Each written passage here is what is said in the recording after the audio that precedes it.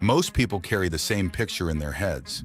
The sun in the center, the planets circling it in clean flat rings, Mercury, Venus, Earth, Mars, then the giants, then Neptune at the edge.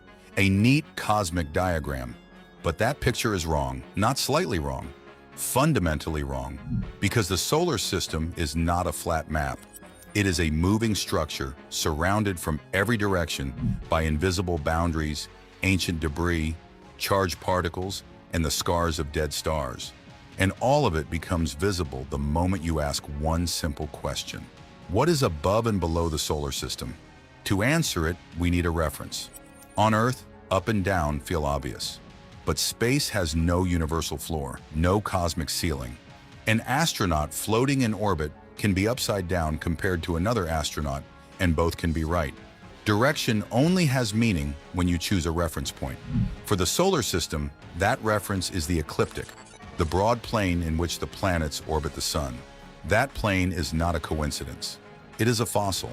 More than 4.5 billion years ago, the sun and planets formed from a vast, rotating cloud of gas and dust. As it collapsed under its own gravity, it spun faster and flattened. The sun ignited at the center. The planets formed inside the disk around it. That is why the planets still travel more or less in the same plane today. But the moment you look above or below that plane, the solar system reveals something it hides from the inside. It is not where the solar system ends. It is only where the planets end. The first thing surrounding the planets above and below is invisible, the heliosphere. The sun is not just a ball of light. It constantly releases a stream of charged particles, the solar wind, blowing outward in every direction. That wind pushes against the thin gas between the stars, carving out a vast bubble around the planets. Inside that bubble, the sun dominates. Outside it, interstellar space begins. The boundary is called the heliopause. Voyager 1 crossed it in 2012. Voyager 2 crossed it in 2018. These are the only two human-made objects that have ever left the heliosphere. The heliosphere is not a perfect sphere. The solar system is not sitting still. It moves through the Milky Way at roughly 230 kilometers per second. As it moves, the heliosphere is distorted by the surrounding interstellar medium, pushed and stretched like a bubble moving through water. Above and below the planetary plane, that same solar wind bubble still surrounds us. The planets are only a thin slice inside it. Beyond the heliosphere, something else fills the space. The solar system is currently passing through what astronomers call the local interstellar cloud, a slightly denser patch of gas and dust in our part of the galaxy. But even that is only a small feature inside something much larger. Further out still lies the Oort cloud. Not a ring, not a disk. A vast spherical shell of frozen bodies wrapping the entire solar system from every direction. Above, below, sideways, all around. It may begin thousands of astronomical units from the sun and extend outward to 50,000, perhaps 100,000. For comparison, Neptune orbits at just 30 astronomical units. The Oort cloud dwarfs the planetary system the way an ocean dwarfs a swimming pool, and it may contain trillions of frozen objects. But do not imagine something dense. The word cloud is misleading. If you could stand on one of those frozen bodies, you would not see the next one nearby. You would see darkness, you would see stars, and the sun, our sun, would no longer look like the sun. It would be just one bright star among many in an otherwise ordinary sky.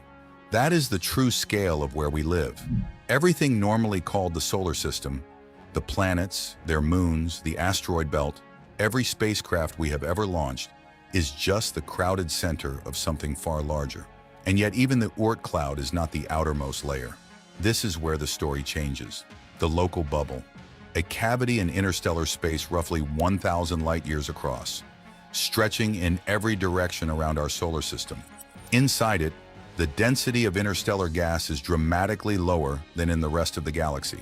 It is not a clean void. It is filled with thin, hot plasma, ancient magnetic fields, and traces of material left behind by catastrophe. Because that is what created it. Not slowly, not gently, explosions. A 2022 study published in Nature reconstructed the origin of the local bubble in detail. At least 15 supernovae went off in a region near our solar system, beginning around 14 million years ago. Each explosion blasted gas and dust outward. Over millions of years, those shock waves merged, hollowed out an enormous cavity, and piled the displaced material into dense walls. The local bubble is still expanding today, pushing outward at roughly 7 kilometers per second. And here is a detail the picture rarely includes. Our sun was not inside the local bubble when it formed. The sun drifted into this cavity only about 5 million years ago. Before that, it was somewhere else, in a different region of the galaxy, surrounded by different material, under different conditions. We are guests inside a cavity carved by the deaths of stars. Think about what that means. Above and below the planets, beyond the heliosphere, beyond the Oort cloud, the space around us was shaped by stellar explosions that happened before humans existed, possibly before our genus had even emerged. And those explosions did not just hollow out empty space. The gas and dust they swept outward piled up on the walls of the bubble. On those walls, new stars have been forming ever since. The local bubble's destruction created conditions for creation. Dead stars gave birth to living ones. Zoom out one final step, and even the Milky Way has its own above and below. The galaxy is not simply a flat disk. It has spiral arms, a central bulge, and a vast halo extending far above and below the main galactic plane, filled with ancient stars, star clusters, and likely enormous amounts of dark matter. The pattern repeats at every scale. Planets orbit in a disk. The heliosphere surrounds them in a solar wind bubble. The Oort cloud wraps around that bubble like a sphere. The local bubble encloses our neighborhood in a cavity carved by dead stars, and the Milky Way holds all of it inside a structure that extends for hundreds of thousands of light years. The solar system is not a flat chart. It is a layered environment. A bubble inside a cloud, inside a cavity, inside a galaxy. So the next time you picture the solar system, do not imagine a diagram. Imagine a thin disk of planets floating inside invisible shells. Above it, not heaven. Below it, not emptiness. Around it in every direction.